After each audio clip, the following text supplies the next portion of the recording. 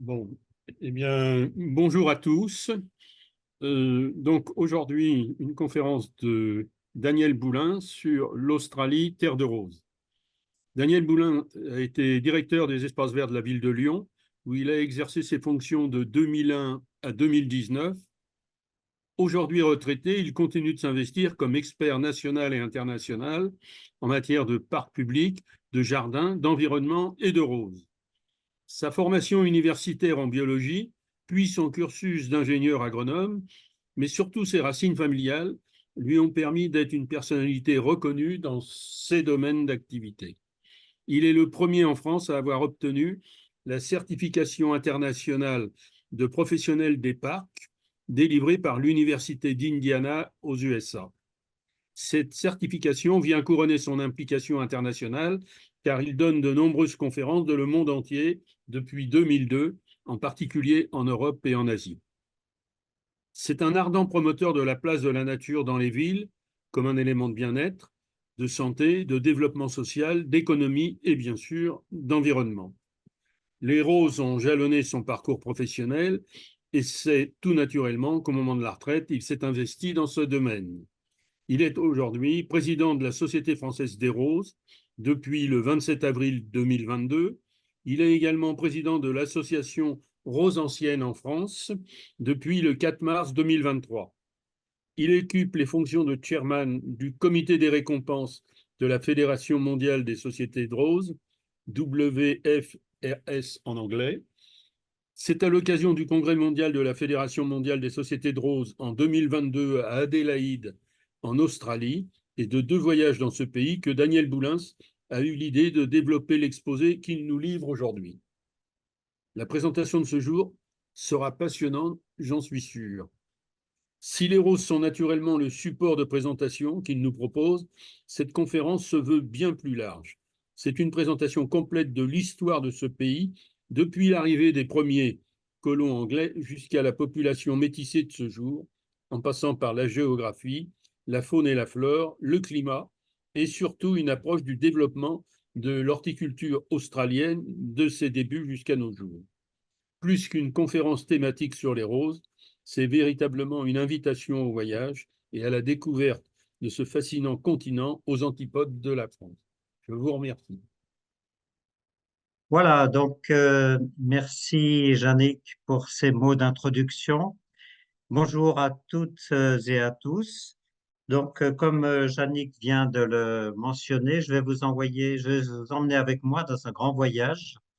Ce voyage, j'ai eu l'occasion d'aller plusieurs fois donc en Australie, mais j'y suis surtout allé pour un congrès mondial des sociétés de roses de fin octobre jusqu'à début novembre 2022. Donc, ces congrès, je vais vous en parler un petit peu avant d'aller dans le vif du sujet.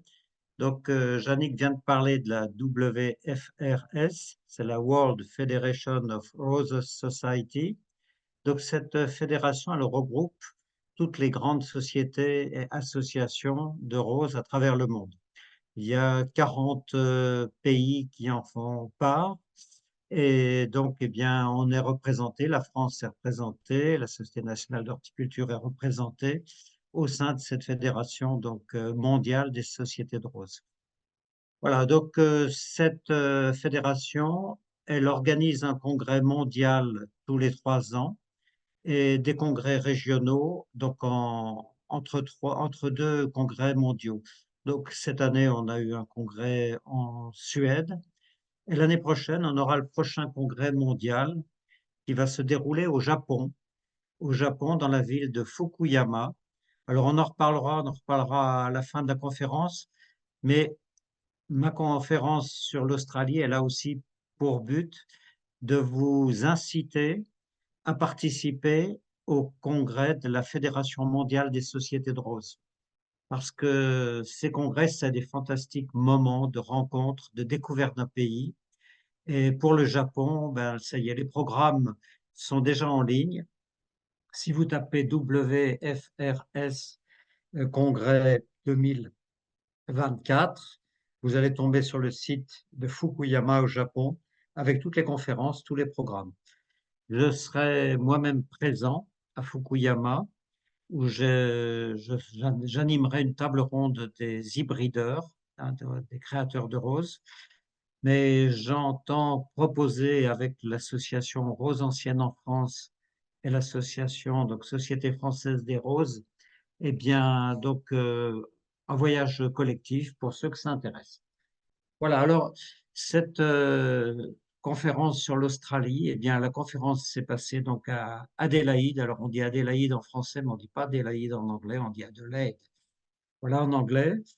Et donc aujourd'hui, ben, je parle pour ces deux associations, Société française des roses et Roses anciennes en France. Roses anciennes en France a déjà eu cette présentation que je vous fais aujourd'hui.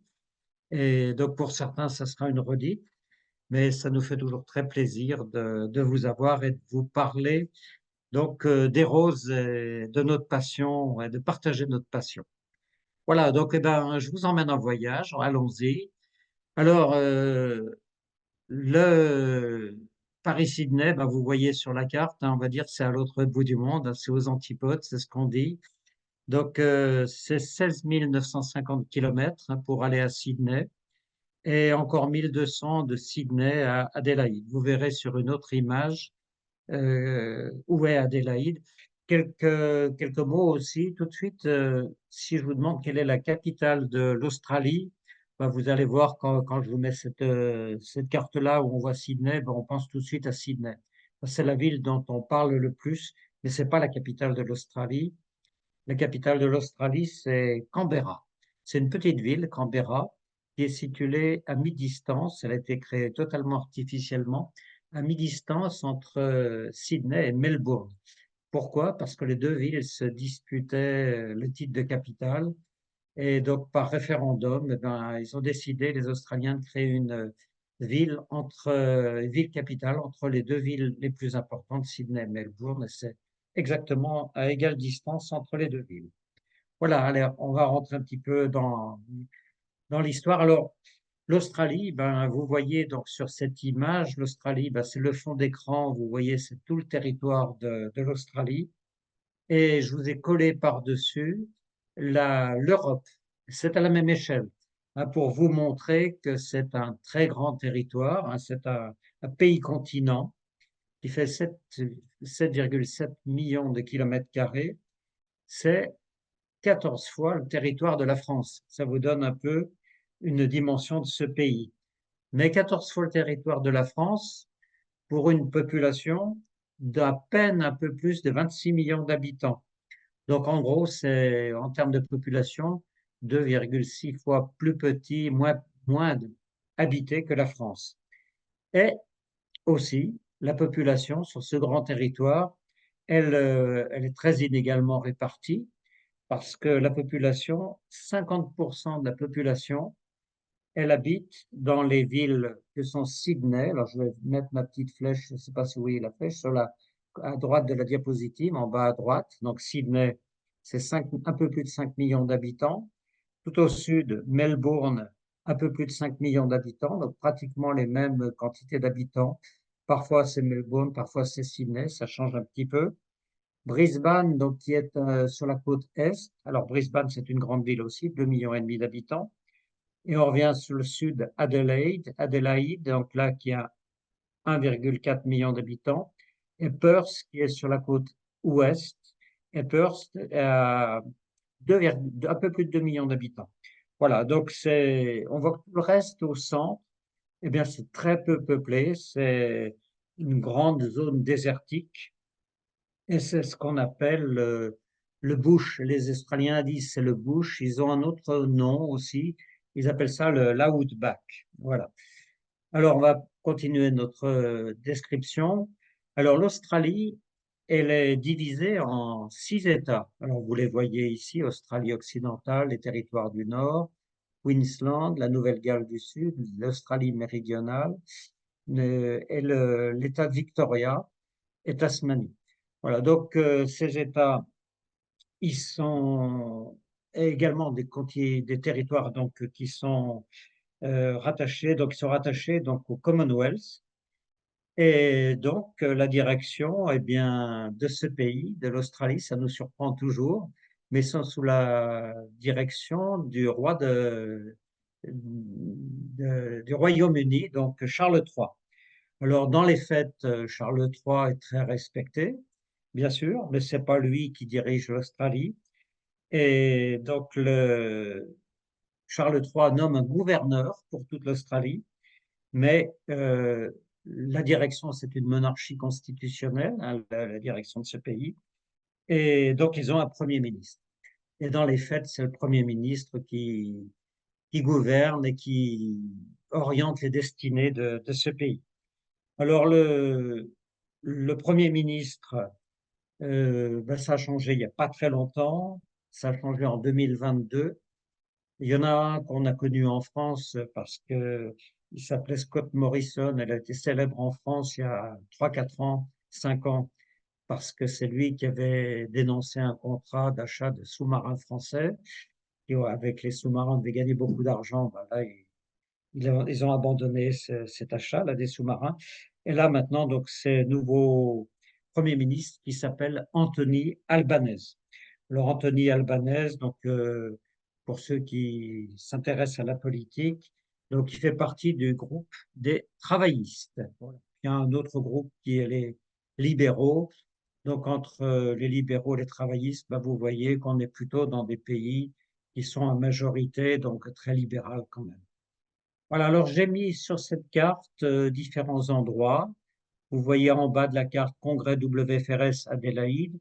Je vous ai mis un endroit où vous verrez des photos Flinders Ranch. C'est une chaîne de montagne qui traverse toute l'Australie jusqu'au centre.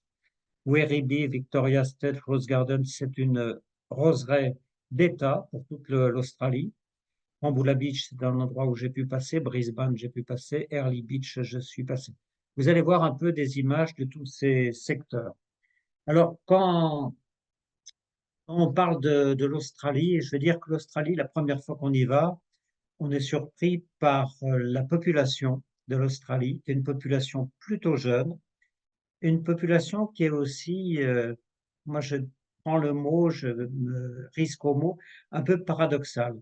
Quand on discute avec les gens, ils envient l'Europe, ils nous envient beaucoup, parce que nous, Européens, par rapport à eux, on a une très riche histoire. Et eux, leur histoire, eh bien, ils en ont pas. Il n'y a pas d'histoire. On n'a pas de Moyen Âge, on n'a pas toutes ces périodes riches qui ont fondé l'Europe.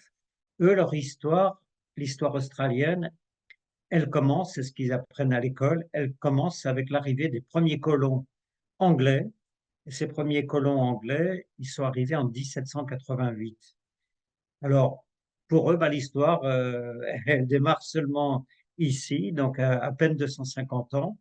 Et c'est vrai que bah, ils nous envient parce qu'on ne va pas en Australie pour voir des châteaux, on n'y va pas pour voir des grands jardins qui portent l'histoire, on n'y va pas pour voir non plus des musées remplis d'œuvres d'art anciennes ou du Moyen Âge ou de la Renaissance italienne. Bien sûr, on trouve tout ça, mais leur propre histoire, eh bien, elle démarre seulement de moins de 250 ans. Alors, bien sûr, avant 1788, il y avait déjà des habitants et les fouilles archéologiques qui ont pu être faites à différents endroits d'Australie ont montré qu'il y avait des humains depuis plus de 50 000 ans. Donc voilà, et ces humains qui étaient là il y a très longtemps, ces Australiens, ben, c'était les lointains ancêtres des populations qu'on appelle les aborigènes. C'est encore différent. Hein, donc les aborigènes, c'est les dernières populations qui existaient au moment où les colons anglais sont arrivés.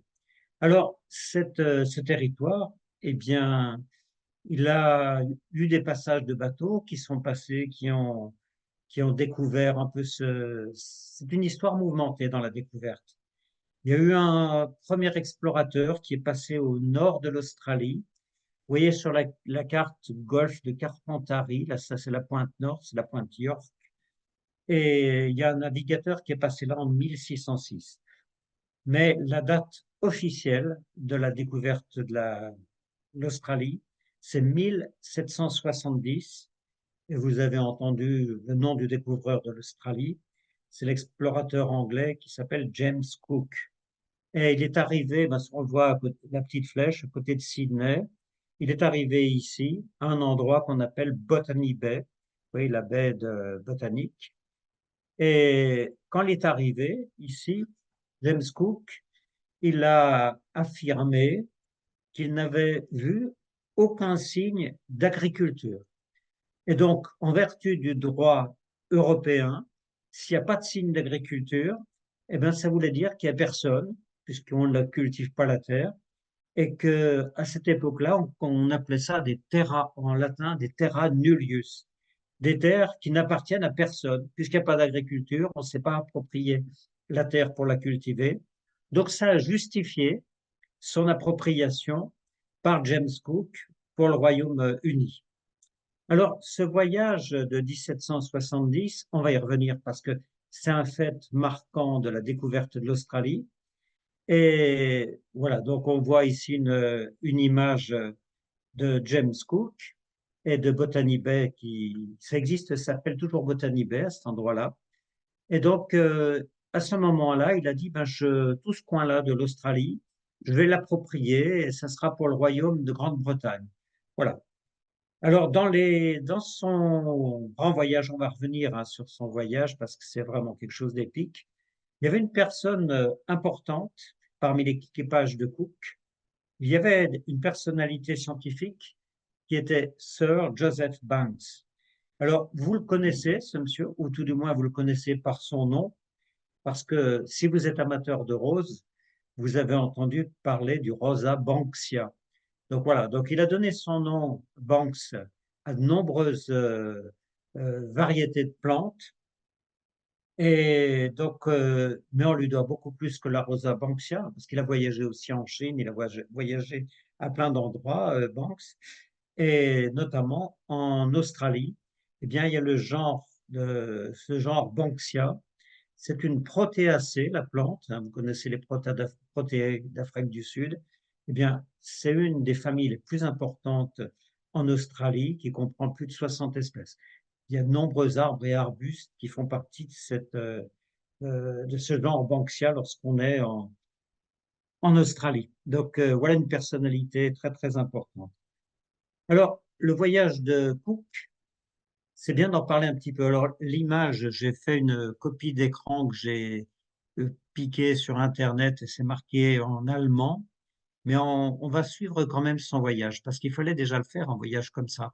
Ah, donc, ce bateau, vous avez peut-être entendu le nom de son bateau, l'Indievo. Donc, il est parti donc en août de Plymouth, donc en Angleterre, et il est revenu donc 3 ans après, en juillet 1771. Donc, il a bouclé le tour du monde, et sur son tour du monde, c'est là qu'il a découvert l'Australie. Alors, quand il est parti donc de Plymouth, sa première étape était d'aller à Rio de Janeiro. Il est arrivé en donc, 1768, donc vous voyez, il est arrivé 3 mois après pour relier l'Angleterre au Brésil, même assez vite. Et dans son voyage, qui le plein livre, il fallait recharger le bateau. C'est au Cap Horn, et on va voir après que les successeurs ne passeront plus par là pour aller en Australie, mais ils passeront au Cap de Bonne-Espérance. Au Cap Horn, ils s'arrêtent 4-5 jours. Là, les conditions ne devaient pas être trop hospitalières. Et du Cap Horn, eh bien, il va rejoindre Tahiti, où là, à Tahiti, il va s'arrêter beaucoup plus longtemps. Il va s'arrêter à Tahiti. Donc, Tahiti, dans les documents de voyage, ben, il explique que c'est une île très ouverte. Et il va partir de Tahiti, il va traverser le Pacifique pour arriver, vous voyez, ici, en Nouvelle-Zélande. En Nouvelle-Zélande, il va y arriver le 7 octobre. Du monde en ligne, je crois. Je vous ai pas perdu. J'ai l'impression que je vous ai perdu parce que ma connexion Internet ne devait pas être bonne. Est-ce que, Yannick, tu m'as perdu ou pas perdu? Oui, si, si, je t'ai perdu. Et on arrivait en Sur Nouvelle-Zélande. Cook, vous arrivez en Nouvelle-Zélande. Alors, je vais repartager mon écran. Alors, j'en profite pour dire que c'est bien effectivement la Société française des roses qui représente la France au sein de la Fédération mondiale, mais la SNHF est membre associé. Voilà.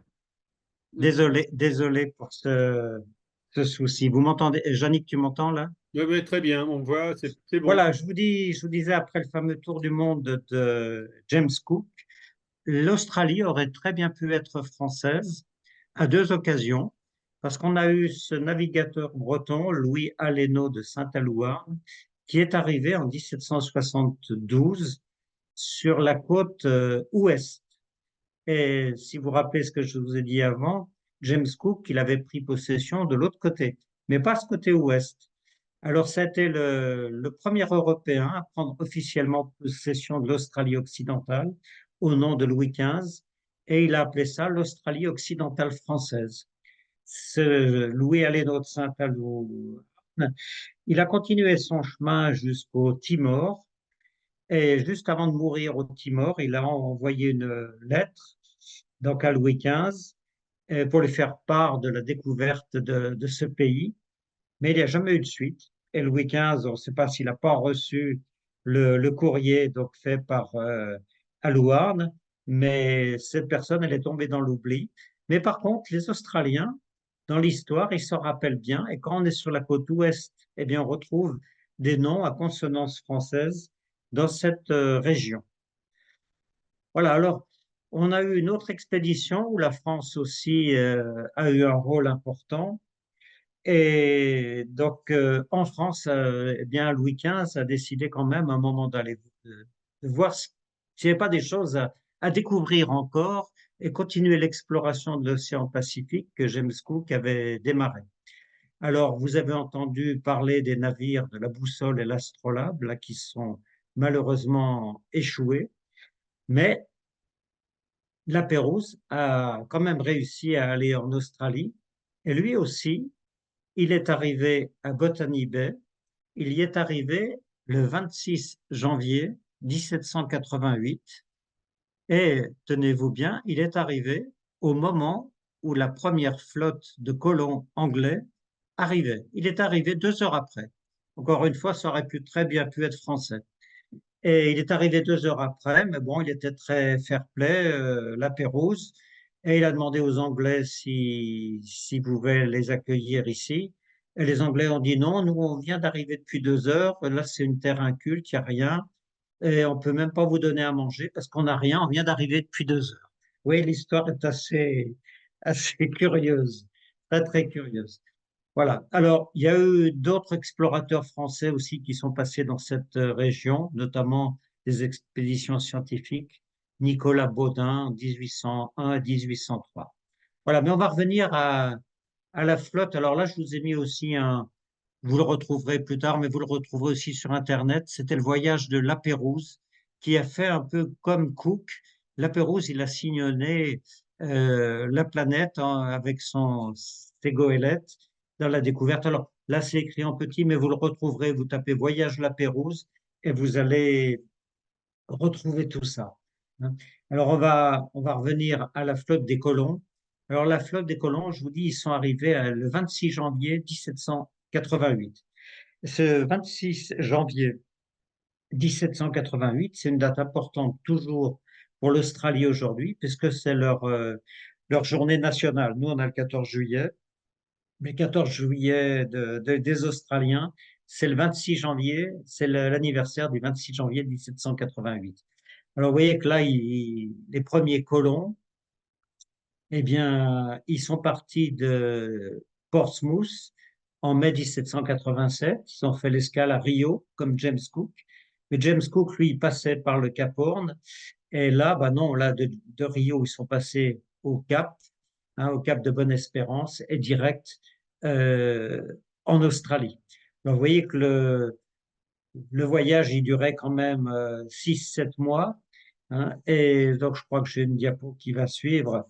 Et c'est un voyage relativement long. Hein. Voilà, donc mais il s'agit d'un des plus grands voyages en mer du monde. Il y a eu 11 navires. Il y avait 1487 personnes sur tous ces bateaux. et avec les provisions, 252 jours de voyage, 24 000 kilomètres, elles n'ont pas pris le chemin le plus court. Tous les bateaux sont arrivés. Bon, on va quand même dire qu'il y a eu 48 morts pendant le voyage, mais 48 morts sur 252 jours dans les conditions de la fin du 18e, 3%, c'était pas grand-chose. Voilà, donc on voit ces gravures des vaisseaux. Bon, on voit les types des vaisseaux avec lesquels ils sont arrivés là-bas.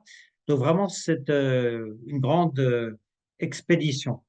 Alors, la colonisation, elle a démarré, vous allez me dire, ceux qui sont arrivés là, il y a une grande particularité.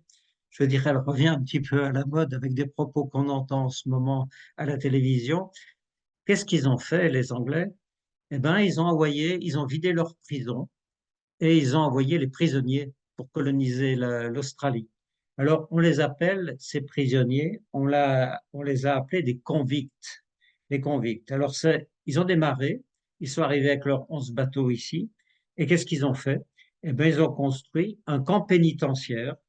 Alors, il y en a quelques-uns qui étaient morts. À l'arrivée, il ne restait plus que 1030 prisonniers. Les autres, c'était les membres d'équipage. Et ils ont installé un camp pénitentiaire et ils ont commencé à essayer de se débrouiller comme ils pouvaient.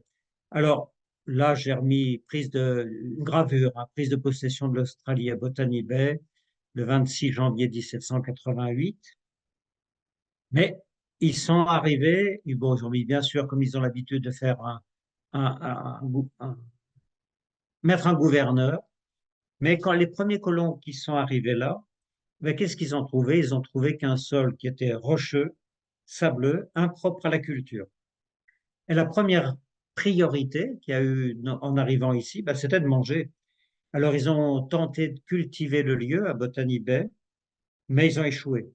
Et donc, ils ont été obligés d'aller un petit peu plus loin parce que la terre n'était pas du tout fertile. Et donc, il y a eu un lieutenant parmi l'équipage.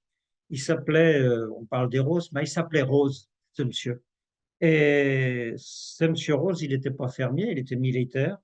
Il a décidé de cultiver, c'est un petit peu le dessin qu'on voit là, 11 acres de blé à Rose Hill, la colline de Rose, voilà. Mais ce n'était pas suffisant pour nourrir 1400 personnes. Et surtout, ben, la première année, qu'est-ce qu'il a fait? La première récolte, il a dit, on va pas manger tout le grain, on va le garder comme semence. Et donc, ben, on va considérer que ce monsieur Rose, eh bien, c'était lui qui fut le premier horticulteur et fermier d'Australie. Il y avait des aborigènes, hein, mais voilà, on ne parle pas des aborigènes pour le moment, on parle des colons et du démarrage de l'horticulture. Alors, depuis l'arrivée donc des troupes ici, des troupes et des colons, des convicts, eh bien, l'histoire et la colonisation de l'Australie, ça s'est avéré très tumultueux et surtout meurtrier. On considère dans l'histoire de l'Australie que ça a même été, ça s'est apparenté quasiment à un génocide de la population aborigène. Alors, c'est difficile de savoir combien il y avait d'aborigènes quand Cook est arrivé, quand les convicts sont arrivés, les premiers colons, mais les statistiques et le travail qui a été fait pour retrouver de l'historique montrent que la population des aborigènes était de 300 000 à 1 million de personnes. Aujourd'hui, en 2024, la population aborigène en Australie est estimée aux environs de 600 000 personnes. Et elle forme un groupe social vraiment à part qui est victime d'importantes inégalités sociales. Alors, les gouvernements successifs ont conduit pas mal de procédures pour réduire les écarts sociaux et pour intégrer plus officiellement les aborigènes, mais il n'y a pas de consensus encore actuellement au niveau du Parlement australien. Alors, cette Australie, ce pays, c'est vraiment une terre d'immigration depuis 1788. Et lorsqu'on va dans les grandes villes, ça nous frappe. Ça nous frappe parce qu'il y a des communautés très, très différentes, très diverses. Alors, bien sûr, les immigrés anglais sont les plus importants, mais pas que. Il y a aussi beaucoup d'Irlandais, Et il y a aussi de très fortes communautés allemandes. Lorsqu'on se trouve dans l'Australie du Sud, on voit beaucoup de villages qui ont des noms allemands. Et encore, dans certains villages, encore de nos jours, eh bien, certains villageois, ils parlent allemand encore. Alors après, d'autres villes, on a les communautés italiennes et aussi on a eu une très forte immigration grecque. Alors cette immigration, elle a été très, très, très forte pendant une période qu'on appelait la période de la ruée vers l'or, parce qu'il y a eu une ruée vers l'or aussi en Australie, elle était marquée de, on va dire, une période plutôt précise, de 1851 à 1893. Et ça a attiré énormément de commerçants, des Américains, des Indiens, des Chinois, qui se sont installés et qui se sont métissés. Et donc, c'est pour ça qu'on a une population qui est très, très bigarrée. Alors, aujourd'hui, on va dire en termes de qualité de vie, lorsqu'on se balade en Australie, eh bien, on va dire que l'Australie a un très haut niveau de qualité de vie, de démocratie, de santé, d'éducation, de liberté, voilà, de sécurité, de droit public. Voilà, mais on va revenir au début de la colonisation.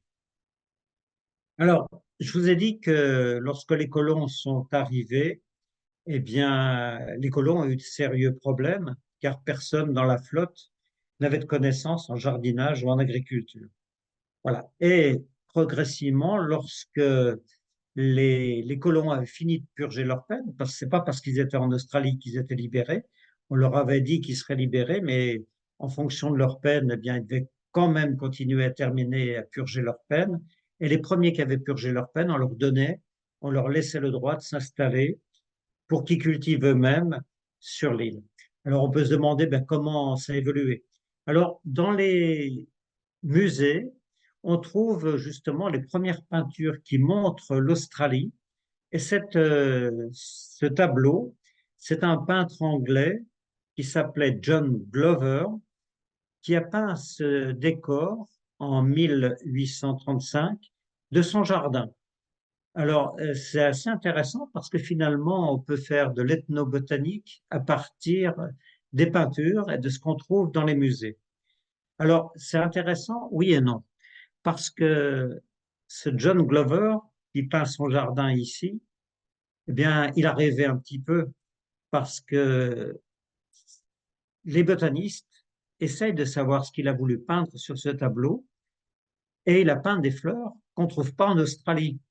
Donc, lui, ça devait être un immigré, donc un colon anglais, et s'est rappelé des fleurs qu'il avait donc en Angleterre ou en Europe, et il les a peints comme si c'était son jardin pour embellir le jardin et faire une vue plutôt imaginaire, positive de son jardin. Alors, on voit au milieu, ici, qu'il y a un petit palmier. Ça pourrait être une fougère arborescente parce qu'il y en a pas mal en Australie.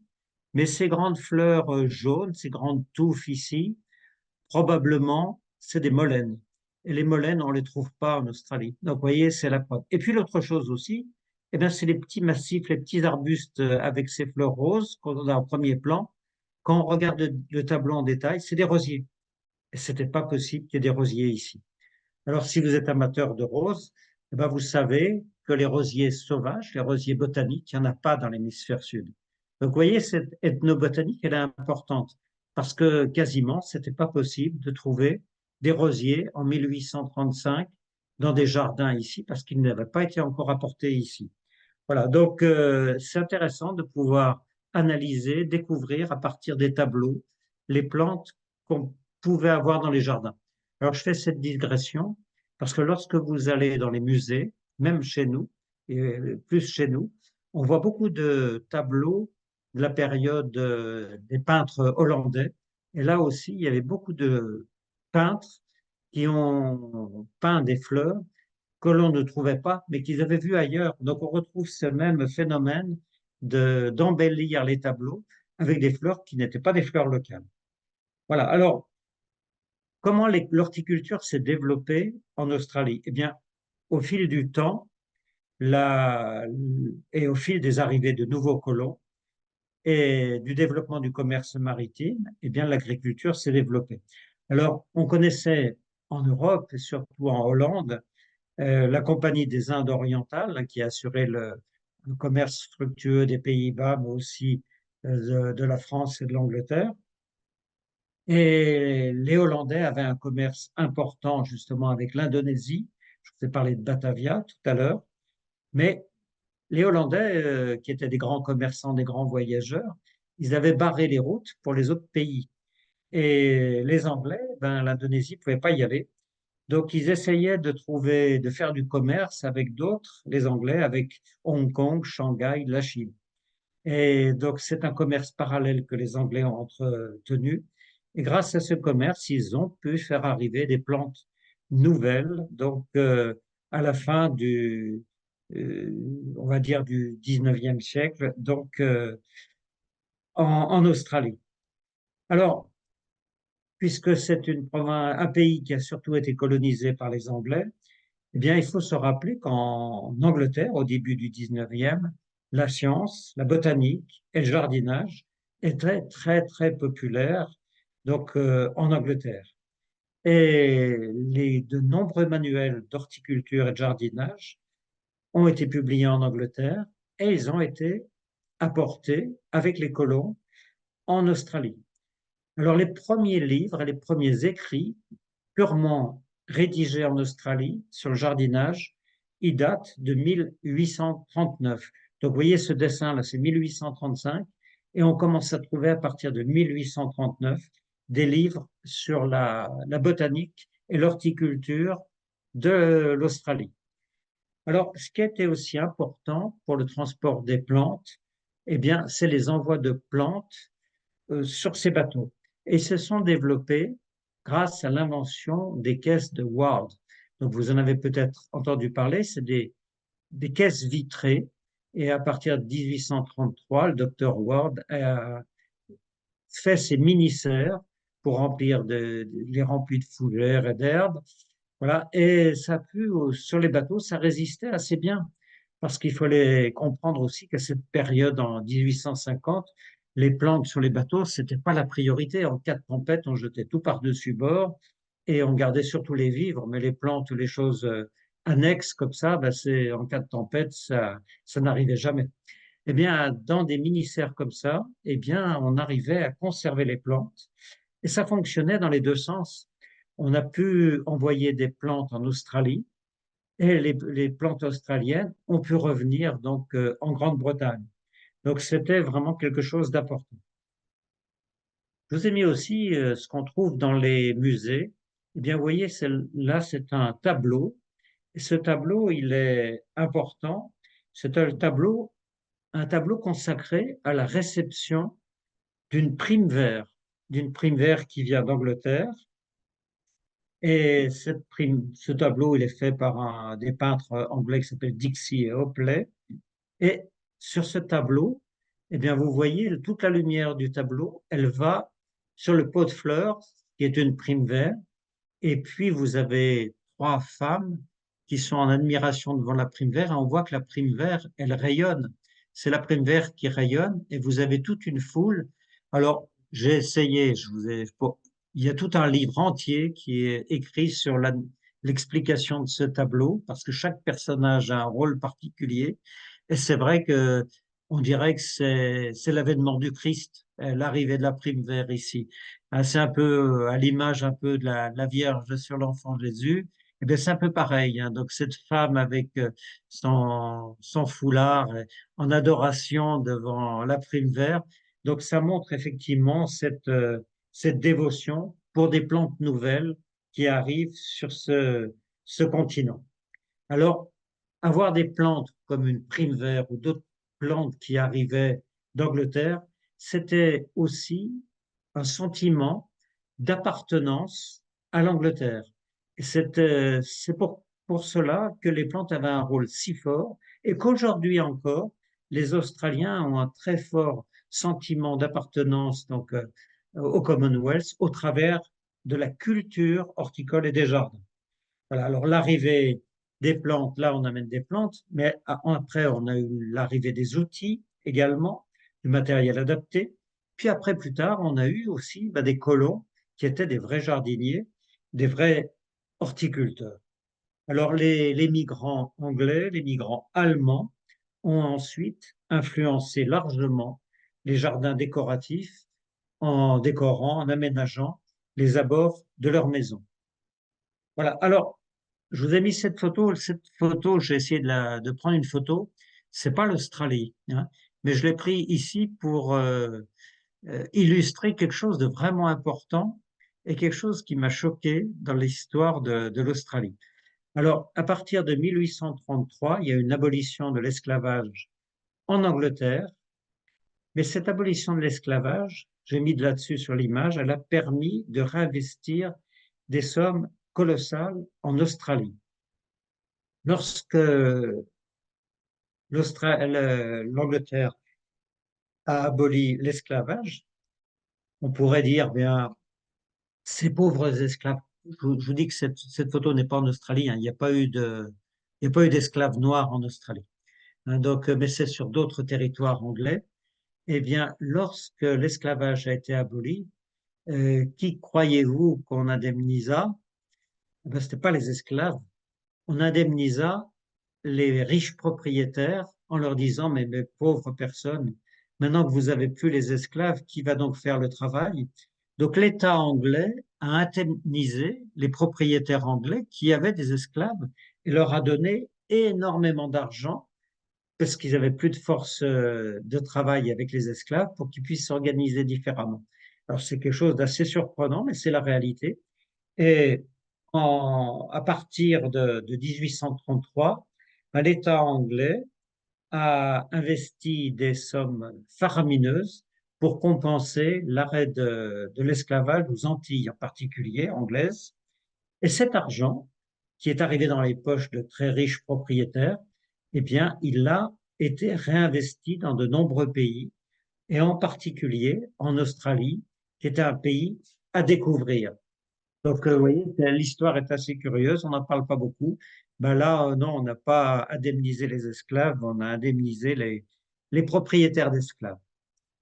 Alors, ces investissements très forts ont fait qu'il y a des maisons qui sont construites et donc de très grosses habitations, de grosses propriétés sont construites en Australie. Et là, eh bien, ces riches propriétaires, ils ont voulu faire des jardins comme chez eux, autour de leur maison.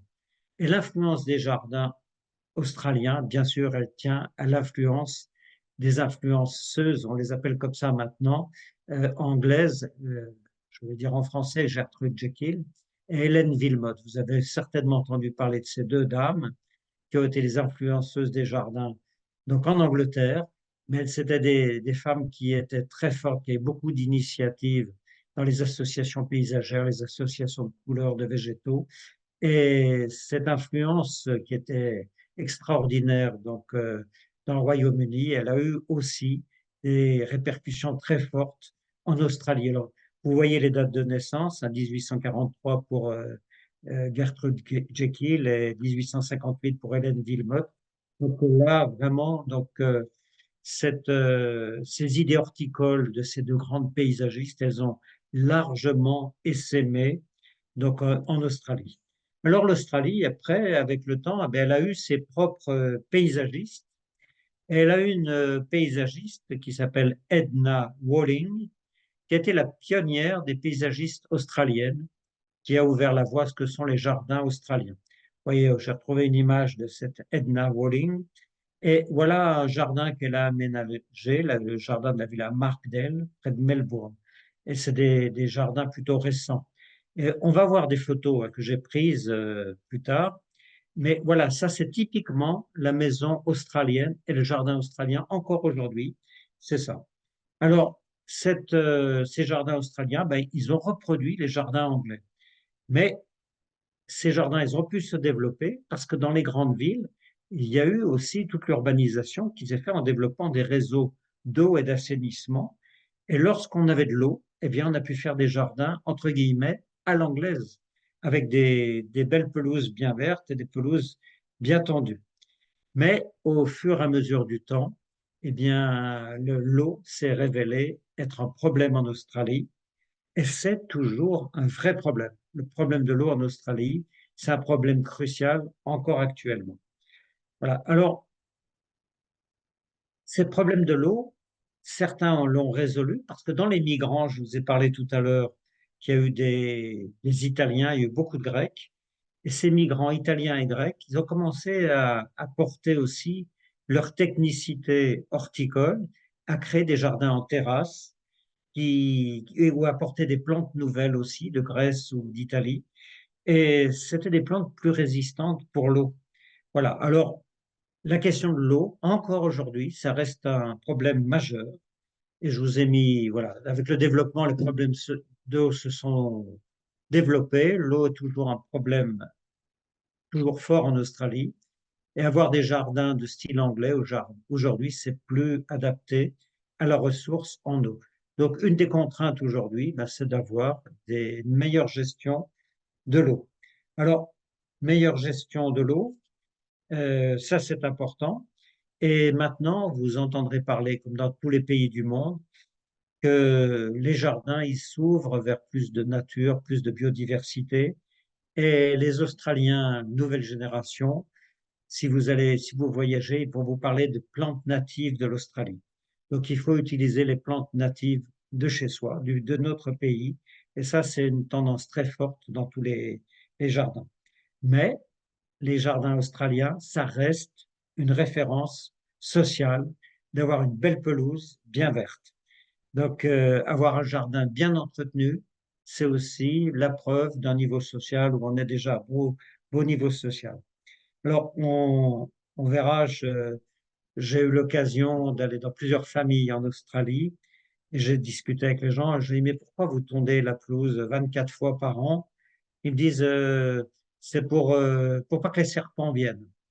J'ai pas vu beaucoup de serpents en Australie, j'en ai vu quelques-uns, mais bon, voilà, et c'est vrai que sur une pelouse tondue comme un green de golf, on peut voir les serpents.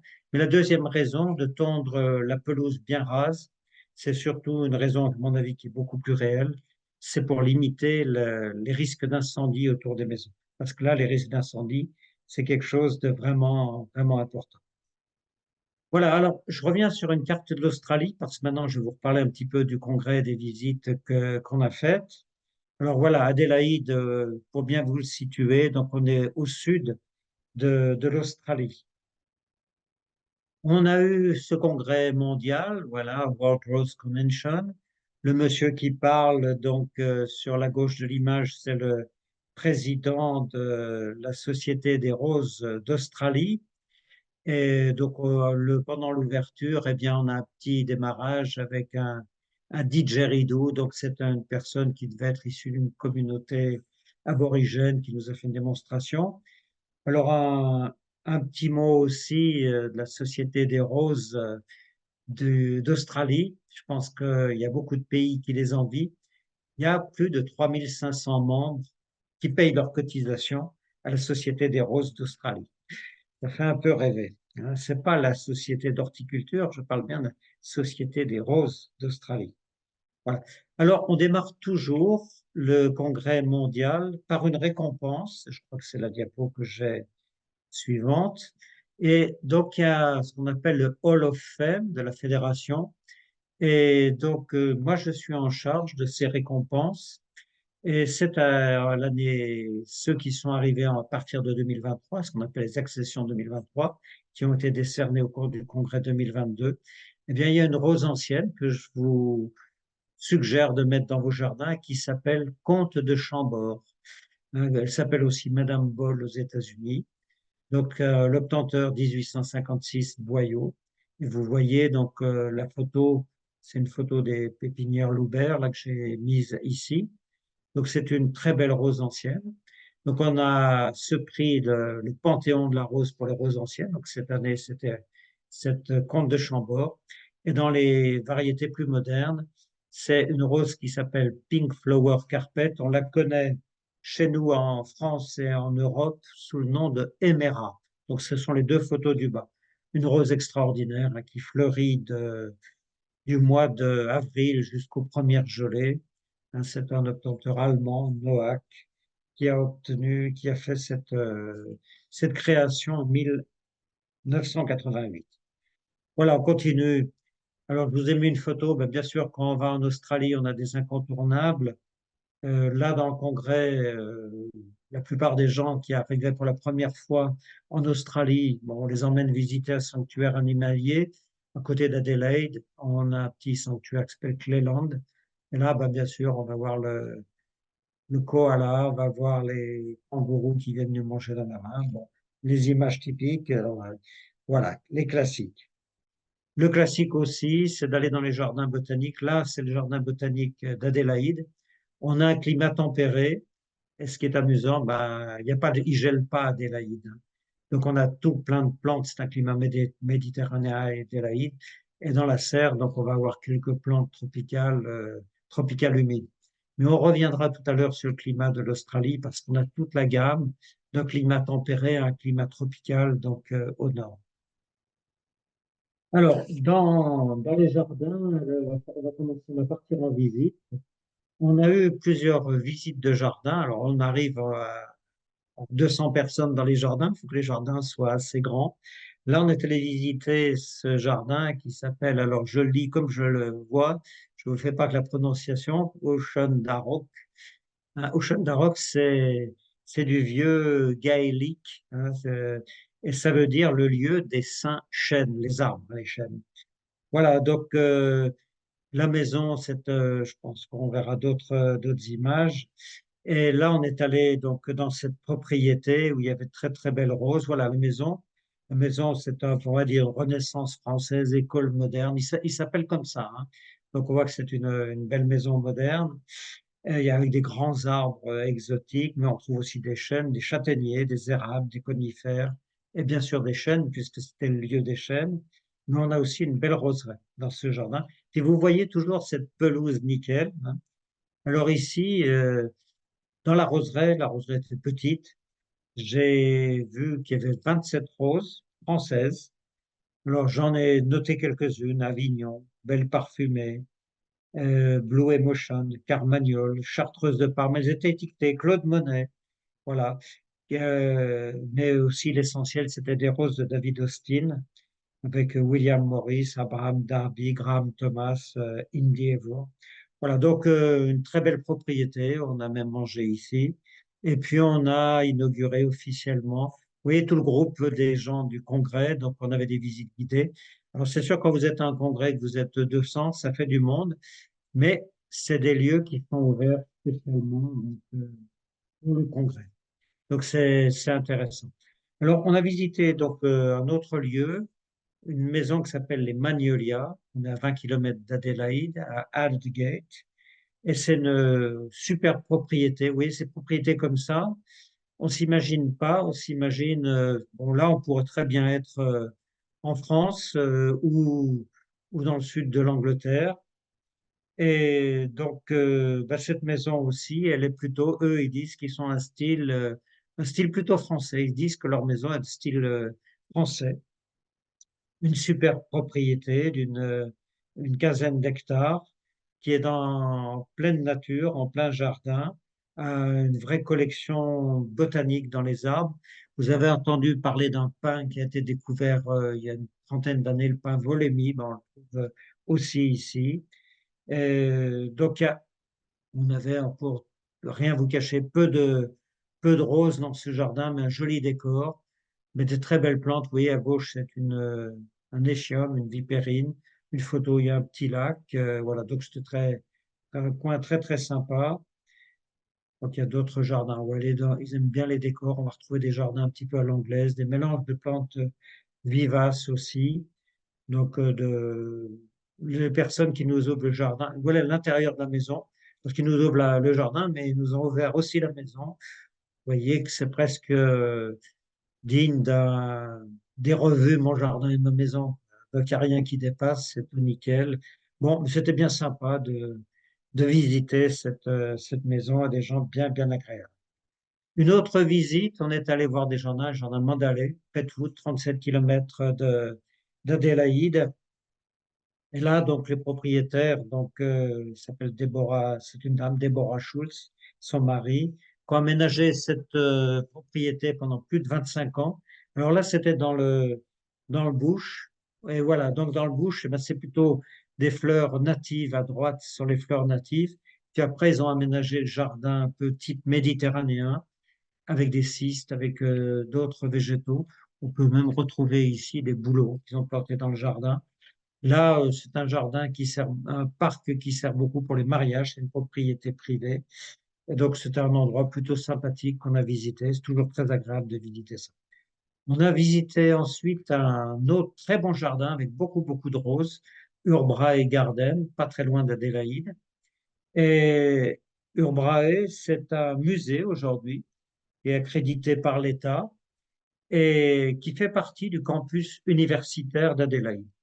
Donc, il y a un très grand arboretum de renommée internationale sur cette propriété, un jardin immense et une très, très belle roseraie, un centre de conservation, et un très beau manoir qui est en location.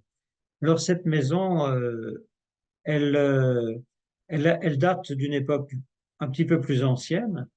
Et cette maison, elle était construite en 1891. Et donc, elle avait une particularité parce qu'en 1895, ça a été la première maison à avoir l'éclairage électrique à Adélaïde. Donc, vous voyez, donc on retrouve un peu, si vous faites l'évolution par rapport à l'arrivée aussi à l'électricité en France, on est à peu près dans les mêmes périodes. Et ceux-là, ils avaient même électricité, système de réfrigération. Alors, ils ont fait une roseraie à l'époque, mais la rose, eh bien, elle a périclité. Et dans les années 1990, ils ont relancé donc la roseraie. Mais depuis, voilà, on voit la roseraie telle qu'elle est aujourd'hui, telle qu'on a pu la visiter. Donc, on a des très belles roseraies. Alors, de l'époque de la création de la roseraie à aujourd'hui, il y a seulement 2 roses qui ont survécu. Donc, ça montre qu'elles sont importantes. Et je vais vous dire les noms, parce que c'est bien pour vos jardins aussi. Le Polyantha rose Cécile Brunner, donc une rose très résistante. Vous voyez, elle a résisté à plus de 120 ans. Et la rose Madame Alfred Carrière. Donc, on y reviendra peut-être, mais c'est voilà. Si vous voulez 2 roses références, ces 2 roses-là sont vraiment des références. Voilà, donc il y a eu de nombreux sponsors qui se sont impliqués. Voilà, d'autres vues de ce jardin, la Urbrae. Voilà, et je crois que là, il y a quelques variétés. Paul Transon, Cornelia, qui est une excellente rose, Cornelia, hein, du révérend Pemberton. Voilà, dame Edith Helen aussi. Séduction. Alors, séduction, ça vous dit rien parce que c'est le nom anglais, séduction, de Meillan, 1988. En français, en France, elle s'appelle pas séduction. Elle s'appelle Charles Aznavour. Mais si on veut vendre une rose Charles Aznavour en Australie, ça marche pas. Il faut lui mettre un nom plus adapté. Alors, elle s'appelait Séduction. Voilà. Donc, pour vous dire que les noms des roses, ils peuvent varier d'un continent à l'autre. Les noms, ils sont déposés, mais ils peuvent être déposés en fonction des pays, hein. Donc, Séduction, c'est pour l'Australie et les États-Unis. Lavender Lassie, Cordes, Golden Celebration. Voilà. Alors après, on est parti visiter, voilà, des roseraies dans la ville d'Adélaïde. Cette fois, on est dans les parcs publics. Donc, vous voyez, ça, c'est un parc public, Vale Garden. Et la ville d'Adélaïde, c'est une grande ville, donc je vous ai dit 1 200 000 habitants. Et elle a été dessinée, puisqu'on a des villes modernes, hein, qui ont moins de 180, 190 ans, moins de 2 siècles. Eh bien, cette ville a été dessinée au cordeau. À l'époque, c'était ce qu'on appelait un arpenteur qui dessinait. Il faisait un plan masse de la ville, il faisait un carré. Et là, cet arpenteur, c'était un colonel, il était militaire, colonel Light, comme la lumière, qui a été le premier arpenteur de l'Australie. Et ce monsieur l'a dessiné une ville de parcs et de jardins, à cette époque, en 1836, et dans un quadrilatère de 4 kilomètres de côté. Et l'intérieur du quadrilatère, c'est le centre de la ville, et l'extérieur, ben, c'est l'extérieur. Mais aujourd'hui, ben, ce quadrilatère, il est bordé par une vraie ceinture verte de 500 mètres de largeur. Donc, ce quadrilatère, vous avez un tour de 500 mètres qui est protégé. Ça n'a jamais été construit dedans. Donc, vous pouvez faire une balade sur ce quadrilatère de 4 par 4. Donc, ça vous fait 4 fois 4, 16 kilomètres. Vous faites le tour et vous revenez à votre point de départ quand vous avez fait les 16 kilomètres sur 500 mètres de large. C'est un vrai corridor. On ne peut pas faire mieux. Et sur ce corridor, ben, on va voir 3 roseraies. Voilà, donc c'est ce qu'ils appellent le Adelaide Parks Land. Et c'est aussi ce corridor vert. Il fait partie du patrimoine national australien. C'est le seul à être aussi bien préservé. C'est le plus grand réseau de parcs urbains d'Australie. Voilà. Alors après, la ville d'Australie est sortie de ce carré de 4 par 4. Et derrière, ben, on a un habitat pavillonnaire. Et à l'intérieur, c'est ce qu'on appelle le Central Business District. Donc là, on a des immeubles, on a les bureaux. Voilà. Donc, cette ville d'Adélaïde est une ville très verte. En ce moment, elle brigue le titre de parc national des villes vertes. Ça existe. Donc, il pourrait être la deuxième ville au monde à obtenir ce titre. Donc, on a visité ce Vale Garden, mais on en a vu aussi deux autres qu'on va voir en photo, le parc de Remill et le parc de River Torrens. Voilà, donc ben là, on a des rosiers plutôt modernes, des variétés modernes. Voilà, donc là, vous avez des petites vues du parc. Donc, on voit que les rosiers se plaisent bien en Australie, ça pousse super bien. Là, on va toujours dans cette ceinture verte, on est au parc Remill. Vous voyez, donc là, on est la période aussi, vous avez peut-être oublié depuis la première diapositive, on est fin octobre, hein. Donc pensez qu'on est dans l'hémisphère sud. Si vous faites un voyage en Australie, il faut y aller entre octobre et mars pour la bonne période pour les roses. Après, il y a des périodes où il y a des roses toute l'année lorsqu'on est en climat tempéré. Voilà, le parc, donc là, on est dans le parc de Remill. Là, maintenant, on passe dans un autre parc, le parc de River Torrens. Et là, on n'est pas loin du zoo d'Adélaïde. C'est un jardin récent qui était une roseraie récente qui date de 1995, qui a été sollicité par l'association Rose Ancienne d'Australie pour créer un jardin patrimonial. Alors, c'est intéressant, je vous ai dit qu'il n'y avait pas de rose botanique dans ce pays. Oui, mais l'association Rose Ancienne veut créer ce jardin des premières roses qui sont arrivées donc en Australie. Et dans ce jardin, bien, on les retrouve les premières. Alors, on les verra hein, parce que dans la présentation, parce que je vais vous les montrer. Allez, on va sortir un petit peu du jardin maintenant. Voilà encore une rivière du River Torrens.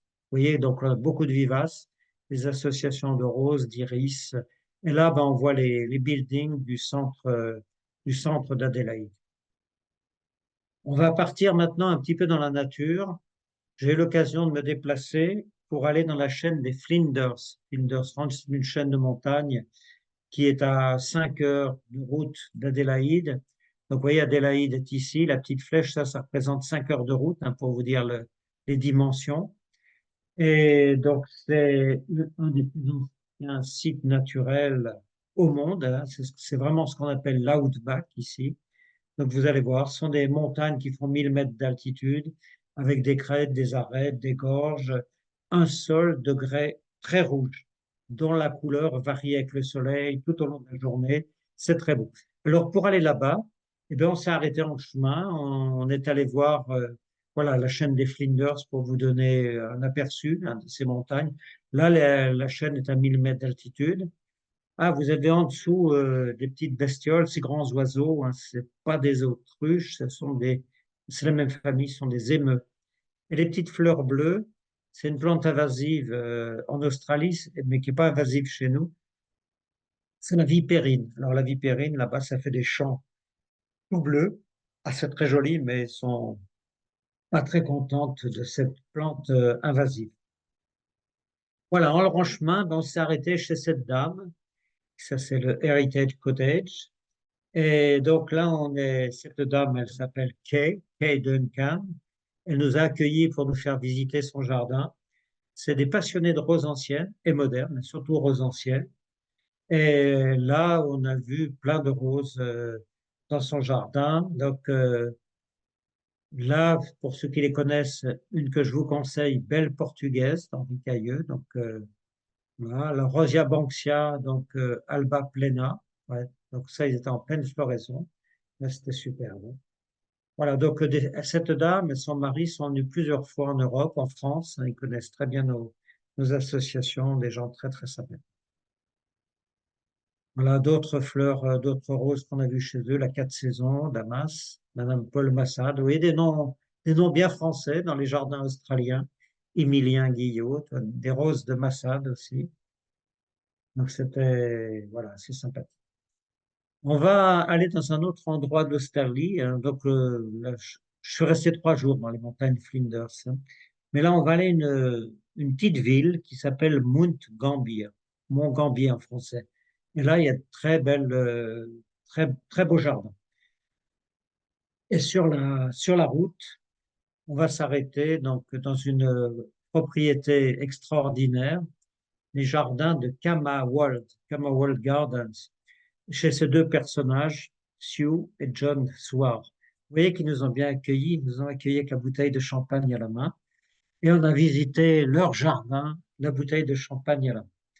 Alors, c'est ce couple fantastique, très grande gentillesse. Ils sont venus de nombreuses fois en France et ils sont venus visiter la plupart des roseraie en France et en Europe parce que c'est des passionnés de roses. Et alors, le mot de Camawald, ça fait référence à l'eucalyptus. L'eucalyptus, c'est une plante native de l'Australie. En latin, le nom de l'eucalyptus, c'est Eucalyptus camaldulensis, les chameaux, hein. Camal, c'est le chameau. Voilà, donc ça fait référence aux eucalyptus. Et quand on rentre dans leur jardin, on a l'impression de rentrer dans un jardin immense. Leur jardin de roses, c'est 4 hectares, c'est énorme. Et 4 hectares au sein, ils étaient cultivateurs au sein d'une propriété de 145 hectares. Alors, c'est ce couple, ils sont tombés amoureux des roses. Et dans leur jardin, il y a plus de 1000 variétés différentes. Alors, on est resté un jour entier. On n'a bien sûr pas pu tout voir, mais regardez un peu les belles choses. Alors, ils ont plein d'anecdotes. Ils disent non, mais on ne peut pas entretenir 4 hectares, donc ils poussent un peu tout seuls. Et nous, on veut des choses qui n'ont pas de maintenance, pas de traitement chimique. Et puis, il dit, ah, notre problème à nous, c'est les perroquets, parce que les perroquets, ils mangent surtout les hybrides de thé et les floribundas modernes, mais ils mangent pas les roses anciennes. Voilà, c'était amusant. Et puis, oh, les lapins, puis ils ont un petit animal spécifique à l'Australie qui s'appelle le possum. Alors, pour lutter contre ça, ben, pour les faire fuir, on badigeonne nos pieds de rosier avec la moutarde japonaise qui s'appelle le wasabi. Alors, oh, on a bien ri, voilà, mais vous allez voir des photos de leur jardin maintenant. Alors, il y a beaucoup de Galliques aussi, hein, comme Cardinal de Richelieu, Charles de Mills. Et puis, on a chez eux aussi beaucoup de roses sauvages. On va les voir. Voilà, là, c'est quand on rentre chez eux. Sur la droite, eh bien, c'était mon épouse avec les amis avec qui on a voyagé. Et regardez donc les rosiers, la taille des rosiers. Ça, c'est un rosier qui s'appelle Albéric Barbier, hein. Voilà, c'est à Vichurana, énorme, hein, vous voyez, donc l'ami, il avait le masque parce que il avait attrapé le Covid quand on était là-bas. Mais il est hauteur. Vous voyez, alors là, c'est moi qui suis à gauche, là, de la photo, devant un buisson qui s'appelle Milkmaid. Vous vous rendez compte la taille et la floraison.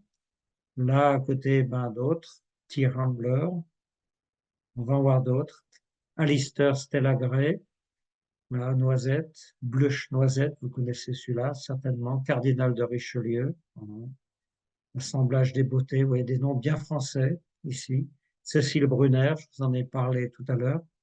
En Australie, aux États-Unis, il l'appelle Sweet Earth Rose. Vous voyez le planteur Marie-Veuve Duché, Léontine Gervais, voilà d'autres, on les passe rapidement. Perle d'or, celui-là, je suis obligé de vous le citer, Rambaud, en 1875, Dubreuil. Je vous expliquerai une autre fois pourquoi il y a deux, Rambaud et Dubreuil. Il y en a un qui l'a créé, l'autre qui l'a mis au commerce. Voilà, Rosa watsoniana, c'est un rosier botanique, c'est Rosia watsoniana. On l'appelle aussi le rosier à feuilles de romarin ou rosier à feuilles de bambou. Très rare de le voir en photo comme ça. Il est présent à côté de Lyon, à la roseraie de Caluire, ce rosier watsoniana. Rosa brunoni, qui est un sauvage Himalayan Musk Climber. Rosa spinosissima, qui est un sauvage. Rosa fargesi, qui est un sauvage. Alors, quand je dis sauvage ou botanique, c'est la même chose. Ça veut dire qu'il pousse naturellement dans une zone du monde, hein.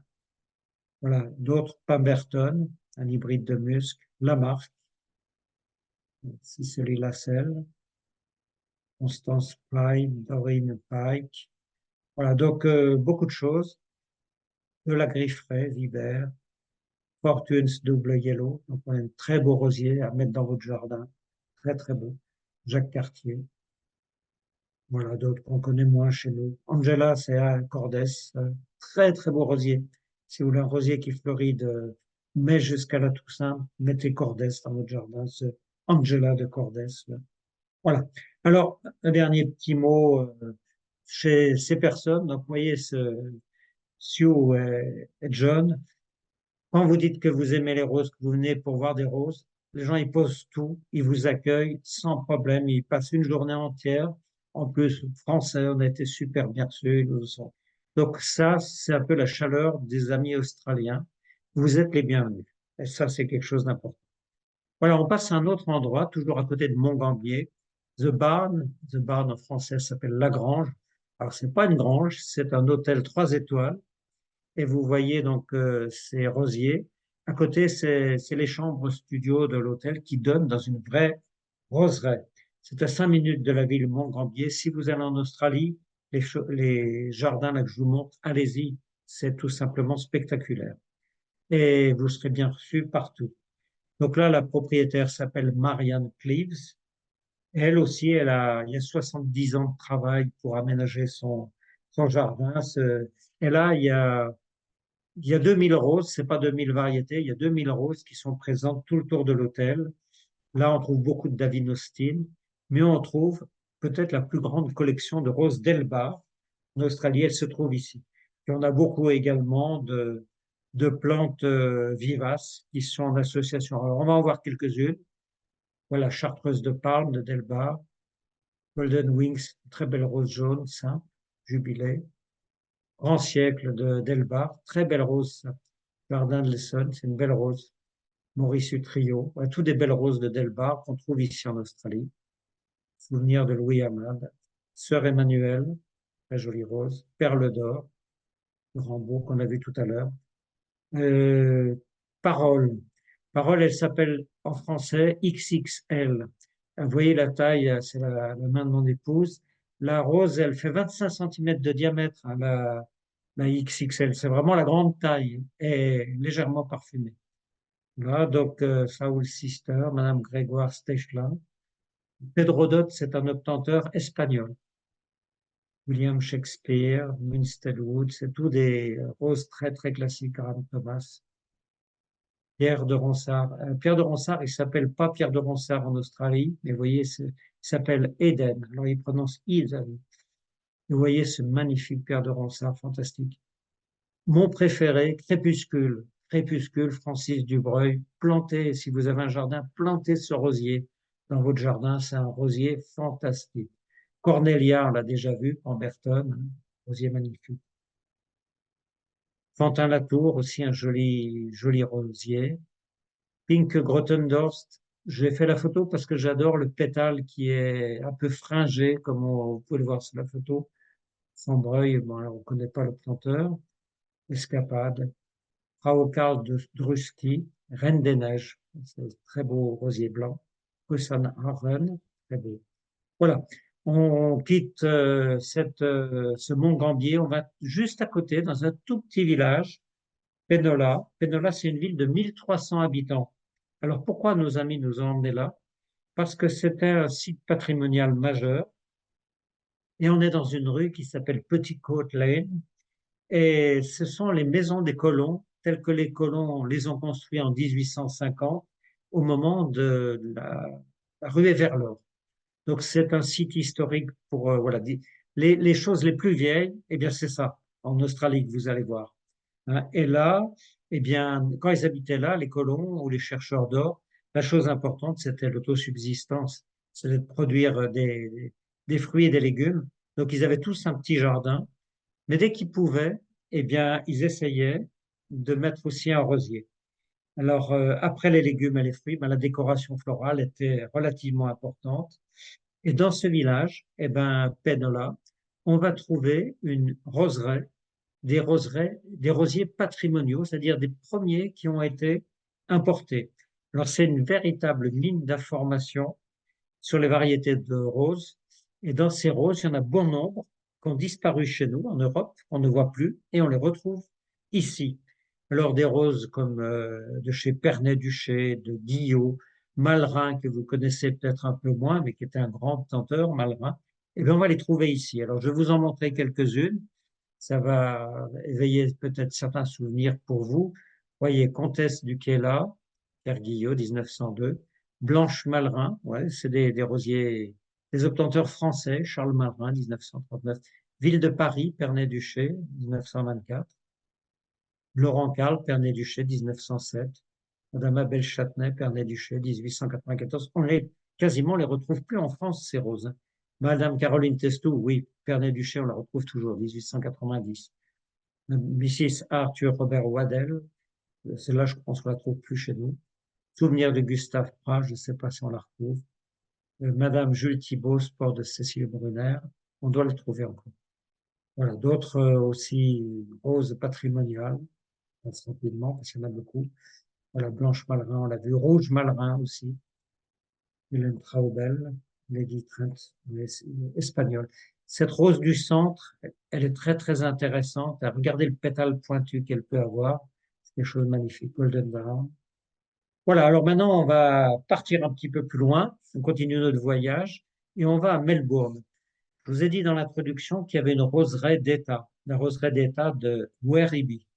Werribee, eh bien, j'ai eu la chance d'aller dans cette roseraie avec la présidente de la Société Rose de l'État de Victoria, qui s'appelle Sandra Turner. Alors bon, un petit coup de fil 3 jours avant, et ils nous reçoivent à bras ouverts. Alors cette roseraie, elle est assez récente. Le concept et l'idée sont partis de 1976. L'État de Victoria a été déclaré État jardin. Alors les associations de roses ont dit, ah, bah, vous voulez vous dire que vous êtes État jardin, ça serait bien d'avoir une roseraie d'État.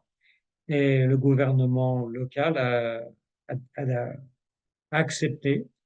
Et après 10 ans, eh bien, le jardin est devenu une réalité. À partir de 1986, le plan et les terrains ont été acquis et le jardin s'est réalisé de 1986 à 2001. Alors l'inauguration s'est faite en 1986 avec le tout début du jardin, mais bah, comme toutes les roseraies, eh bien c'est des moments difficiles parce que en rosier il y a un petit peu d'entretien, en roseraie il y a un petit peu d'entretien, et il a été abandonné ce jardin.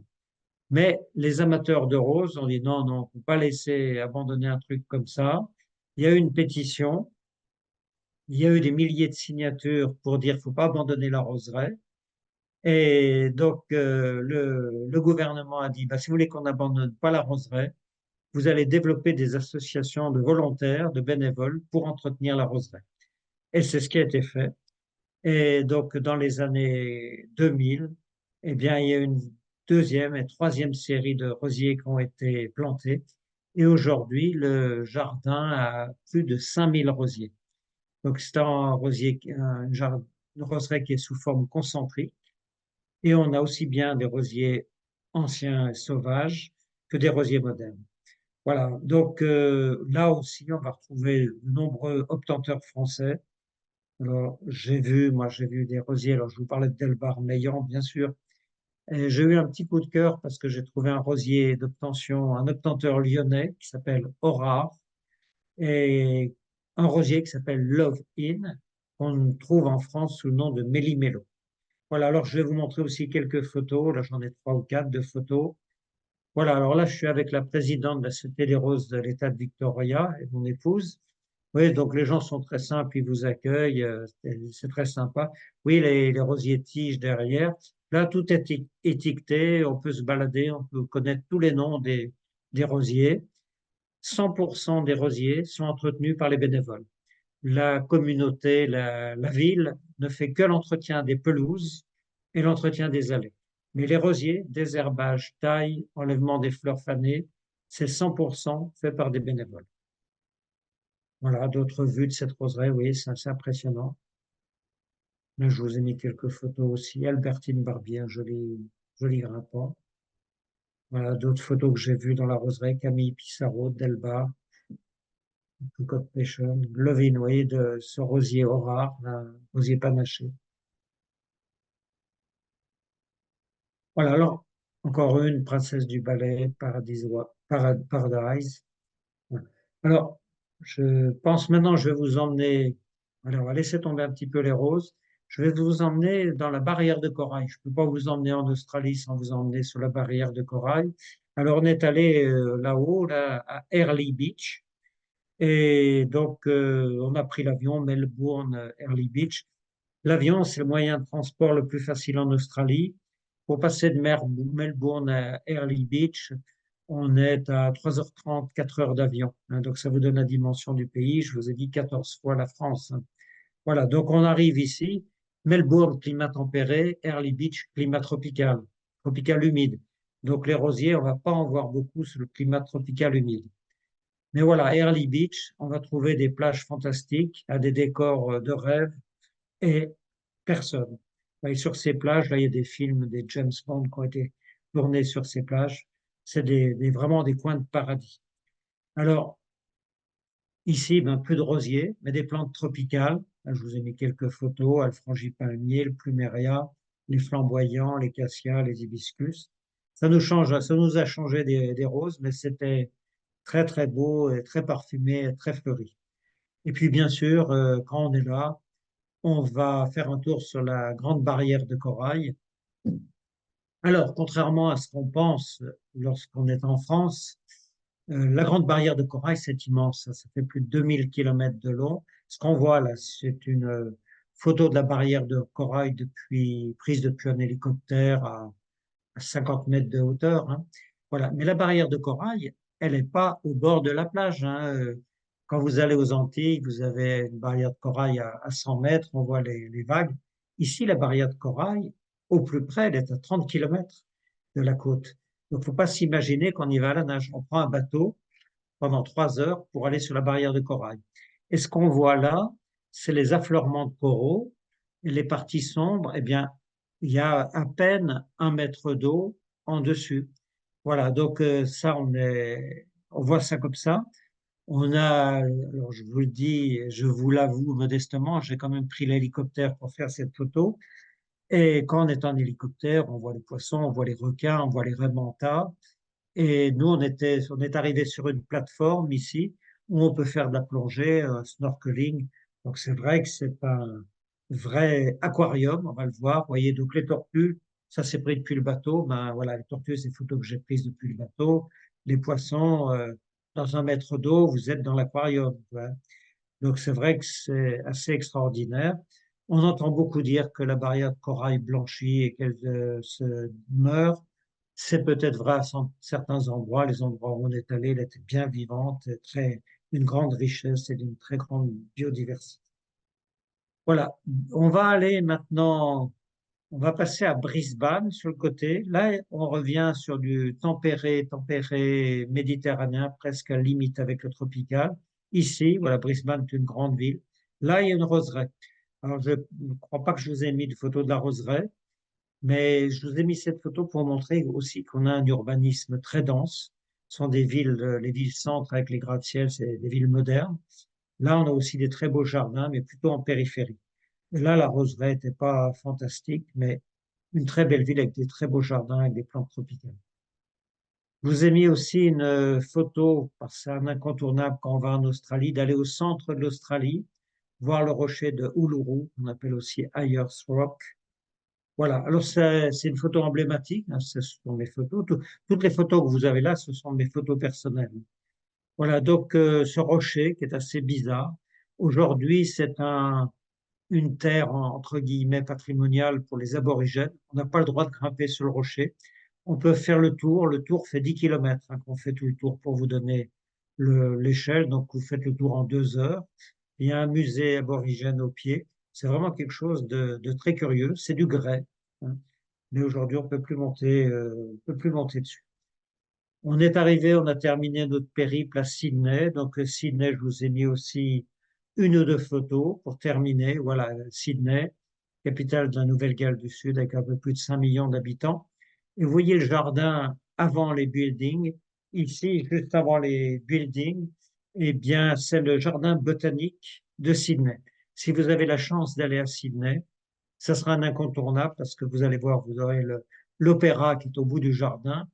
Mais le jardin botanique, c'est un magnifique jardin dans la baie de Sydney. C'est un des plus beaux endroits de Sydney. C'est assez fantastique. Et puis, bien sûr, quand vous êtes à Sydney, vous avez deux constructions emblématiques. Bien sûr, le pont qui traverse la baie de Sydney et l'opéra. Alors, vous voyez la photo de droite, ça c'est le soir, tous les soirs. Après le travail, les gens viennent ici parce qu'il y a des bistrots tout le long au rez-de-chaussée et ils viennent boire un coup et pour profiter du soleil couchant sur la baie de Sydney ou sur les gradins des escaliers de l'opéra. Voilà, je vous ai mis dessous l'opéra parce que c'est un architecte danois qui l'a construit, John Hudson. Le pauvre, il n'a pas pu voir la fin de son œuvre. Il est décédé avant la livraison et l'inauguration de l'opéra. Il a fallu un certain temps pour le construire, vous voyez, de 58 à 73, pour un coût de plus de 100 millions de dollars australiens. En gros, à l'époque, c'est autour de 75 millions d'euros. Mais le prix avait dérapé, je crois, il a dérapé fois 20, hein, le prix. Mais aujourd'hui, c'est le monument donc, emblématique de l'Australie. Donc, voilà. Donc, on arrive quasiment voilà, je vais revenir là pour vous dire encore quelques mots, parce que c'est ma dernière diapo, la prochaine, pour vous dire aussi encore quelques généralités pour conclure. Donc, je vous l'ai dit au début, comme il n'y a pas de patrimoine historique, le vrai patrimoine pour les Australiens, ce sont les parcs nationaux, la nature, les jardins, hein. Donc, ils accordent énormément d'importance aux jardins. Je ne vais pas vous cacher aussi que l'Australie, c'est un pays qui a une très forte empreinte écologique. Par habitant au monde, ils font partie des pays qui polluent beaucoup.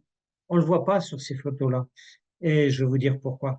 Mais si tous les pays, si tous les pays consommaient comme les habitants australiens, il faudrait 5,2 planètes pour subvenir aux besoins. En France, si tout le monde consommait comme les Français, déjà nous on est hors classe hein, parce qu'il nous faudrait 2,2 planètes. Mais eux, c'est beaucoup plus. Alors pourquoi? Pourquoi c'est un pays avec un très fort impact négatif sur l'environnement? Parce qu'ils ont une industrie minière très forte. C'est le premier producteur mondial de fer. C'est le premier exportateur mondial de charbon, encore actuellement. Ils ont une exploitation de gaz qui est importante, d'or, d'aluminium, de cuivre, hein, bauxite. Voilà. Donc, c'est un pays quand même, je vous ai dit, paradoxal au niveau des gens, mais aussi des lieux de vie. Hein, le bush au centre, vous l'avez compris, des zones tropicales humides au nord, des zones tempérées, mais finalement, les zones où les gens sont établis, c'est les bandes côtières. Le centre, il y a quasiment personne. Voilà, donc, et c'est ce centre, eh ben, la plupart du temps, inculte. Donc, vous vous rappelez des incendies de 2019-2020, 13 millions d'hectares qui étaient partis en fumée. Voilà. Donc, je reviens sur les parcs, les jardins. Oui, les Australiens sont très attachés à ces parcs et ces jardins et ils ont 500 parcs nationaux, hein. En France, je crois qu'on n'en a que 8 pour vous dire, hein. Donc, dès qu'ils peuvent protéger quelque chose, ils le font. Et pour vous donner une idée, on dit en France, on a beaucoup de parcs nationaux. Le plus grand en France, hein, c'est le, c'est le parc de la Guyane amazonienne, hein, le plus grand parc national français. Voilà, donc on peut se vanter, mais c'est pas sur le territoire métropolitain. Je vous ai parlé de climat et de la géologie, hein, qui façonnent aussi les territoires entre les zones tempérées et méditerranéennes. Et il y a une grande diversité de plantes à fleurs et de mammifères et d'oiseaux. Et énormément sont endémiques. Endémiques, ça veut dire qu'on les trouve que là. 85% des plantes, elles sont endémiques. Alors quand on y va comme moi avec nos connaissances botaniques, Et on est un petit peu surpris parce qu'on s'y perd un petit peu, on s'y retrouve pas. Alors, on connaît quand on a une âme de botaniste, on sait retrouver les grandes familles, mais c'est pas toujours facile. Dans les animaux, ben, vous avez vu le koala, le kangourou, le wallaby, il y a un petit kangourou, les émeus, vous les avez vus. Il y en a un que j'ai pas mis en photo, parce que j'ai pas pu le prendre en photo, c'est un chien sauvage, le dingo. Voilà. Mais dans les grands arbres les plus courants, ben, je vous l'ai dit, c'est l'eucalyptus, les banksia, les acacias, hein. Voilà. Alors, si vous allez en Australie, ce que je vous invite à faire, il faut savoir une chose, c'est que l'Australie et la Nouvelle-Zélande, ils contrôlent strictement l'introduction des espèces animales et végétales. Et vous allez être fouillé de fond en comble quand vous allez arriver donc, à l'aéroport. C'est interdit, par exemple, d'amener un gâteau, des biscuits pour les donner à vos amis, ou d'amener un découvert, par exemple. Vous l'avez amené, moi, une fois, une salade pour brasser la salade, des couverts de salade en olivier, ben, du bois d'olivier. Vous n'avez pas le droit de le rentrer. Tout est interdit. Il y a un contrôle, une quarantaine pour tout ça. Voilà, donc aussi un dernier mot avant de vous laisser poser vos questions. Vous dire qu'il y a un excellent vin, du vin excellent en Australie. Donc si vous allez en Australie, vous allez tester d'excellents vins. Si vous allez visiter les chais australiens, vous allez trouver beaucoup aussi de tonneaux qui viennent de Bourgogne, aussi du Bordelais, parce qu'ils achètent beaucoup et ils savent faire du très très bon vin. Voilà. Et dans l'agriculture aussi, vous allez manger de la bonne viande et de la viande de bœuf. Et aussi, ben, le plat national chez eux, c'est le barbecue. Voilà, donc c'est pas très compliqué, c'est très simple, et ils ont tous un barbecue à la maison. Donc voilà. Alors, ben, j'espère que le petit voyage que je vous ai proposé vous a plu. Et ben, c'était ma dernière diapositive. Et je vous remercie de votre attention dans les bras de ce grand koala géant que j'ai trouvé au bord de la route. Daniel, merci beaucoup. J'espère que, je suis sûr d'ailleurs que cette conférence vous a beaucoup intéressé. Je vous ai incité au voyage. Alors, puisque Daniel nous parle d'incitation au voyage, je me permets de suggérer, puisque bientôt il y aura le congrès mondial au Japon, vous pouvez jumeler Australie et Japon. Alors, ça dépend quel congé vous avez, mais c'est une suggestion. Oui, alors je vais en parler. Fukuyama prépare donc ce congrès déjà depuis 4 ans et les conférences, le programme est sur le site internet, hein. Si vous tapez Fukuyama WFRS 2024, vous allez tout avoir. Mais pour ceux qui ont des difficultés en anglais, j'ai fait une traduction de tout ça. Je te l'enverrai, tu pourras le diffuser. Donc, je vous incite à aller sur le site de la WFRS ou bien Fukuyama. Ça s'écrit Fukuyama. C'est à 80 km d'Hiroshima. Hiroshima aussi, ça vaut le coup d'y aller une fois dans sa vie, hein, de savoir où la première bombe atomique a explosé.